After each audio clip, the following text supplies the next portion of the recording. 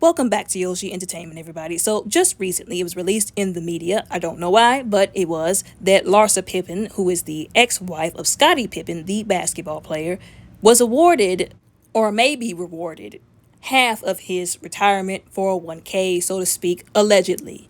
Now, there's a reason why I don't speak on these kinds of topics. The whole thing with people getting a divorce, getting half of what somebody else had, the whole alimony thing, spousal support, child support. I don't like talking about these kind of subjects because it brings out the crazy in people.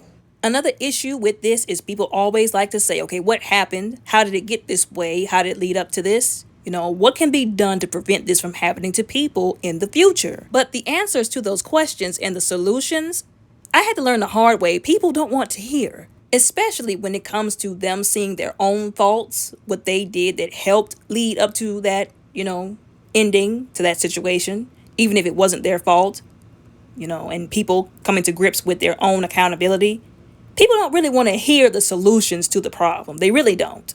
But anyways, I've also learned that people don't know how marriage, duty, and money works or how it all comes together and in connection concerning the person that you're getting in a relationship with. When you marry somebody, and I don't care if y'all say, well, I didn't necessarily say the whole for better or worse part. I don't care. You still went somewhere, and you committed to that person. Now, if you did the whole shebang and you did the vows and you stood before everybody and God, because people forget, I don't know why, that God is watching them still, and you didn't told all these people or made it seem like you were going to be a good spouse. You have a duty to do that legally and spiritually and morally, really.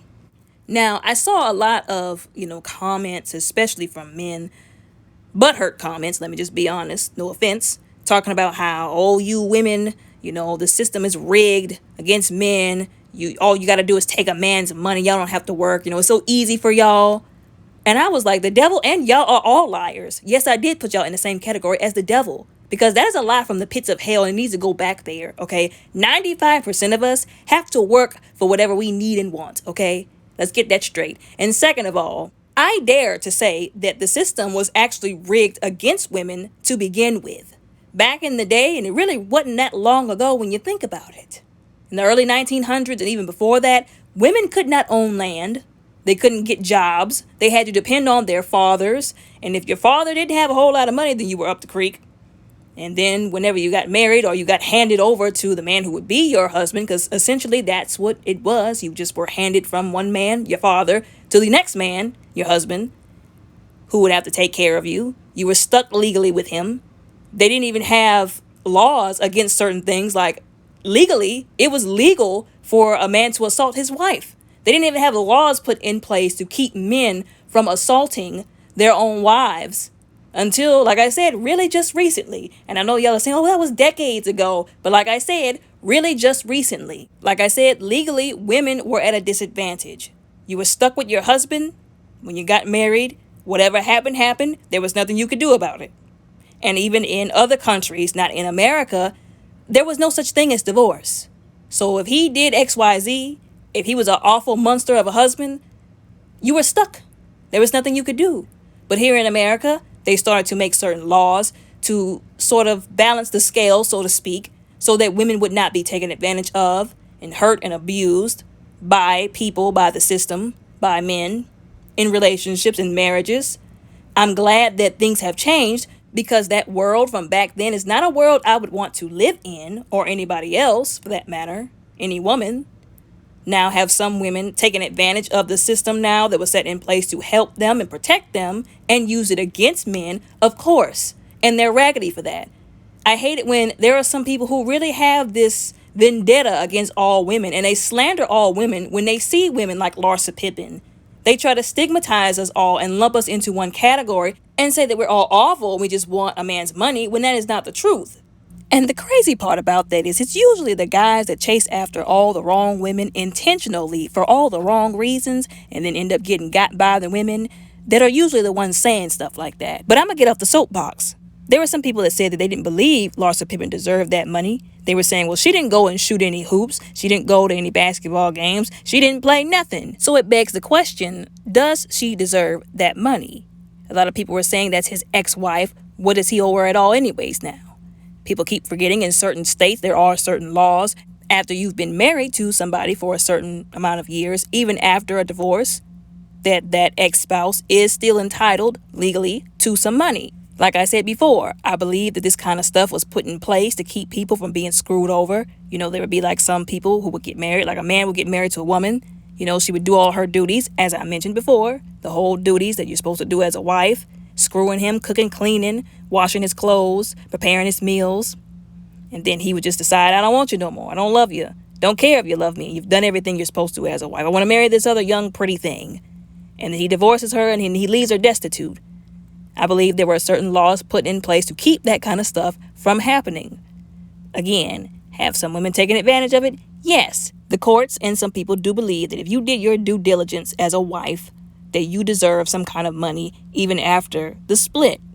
Now, am I saying that it's right in every single situation? Of course not, because there are some situations where some women only get with men and they will stick it out for a couple of years only to get the money. So in this particular case, the question would be, do you think she got into it only for the money, or did she do her due diligence as a wife to be deserving of that money? Now, the question, whether you think that yes or no, it's kind of irrelevant now because it seems like it's going into the direction where she's going to get the money anyways, allegedly. So the question that we really should be asking is, how did it get to this point? Again, looping us back to what I said at the very beginning of the video. How did it get to this point? What went wrong? What decisions were made that shouldn't have been made that led to this?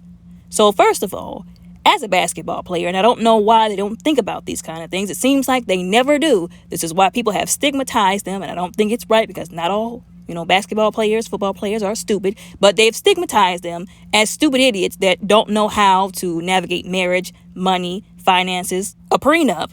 So the first question would be, when he decided to pursue a relationship with her, was he even thinking of that at all? If anything goes wrong, assets.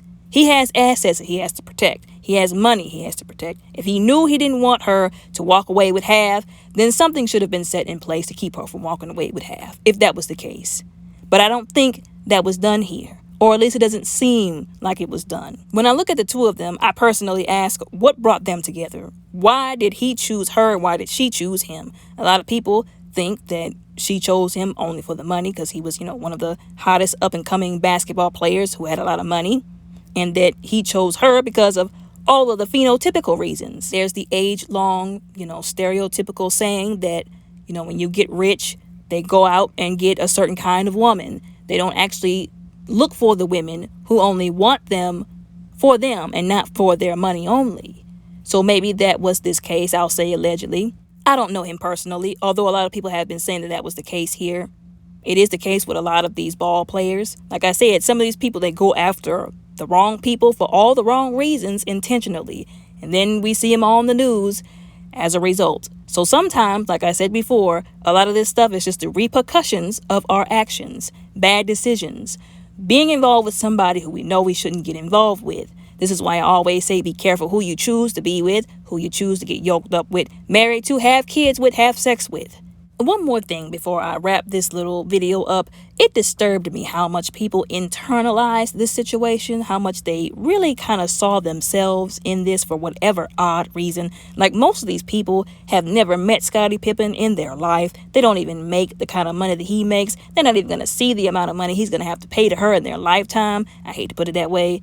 But they internalized it so much. It was very disturbing to me. I feel like some people are even more upset about this than he probably is. Anyways, despite this situation being very common and happening all the time amongst celebrities, I don't think people really think about the necessary questions, which is why I wanted to pose them. I really wanted people to think, about this and about the aspects surrounding it, what people don't want to admit, what people don't want to talk about. But anyways, y'all let me know what y'all think and how y'all feel down in the comments below. Respectfully, don't forget to like and subscribe. Y'all have a blessed day.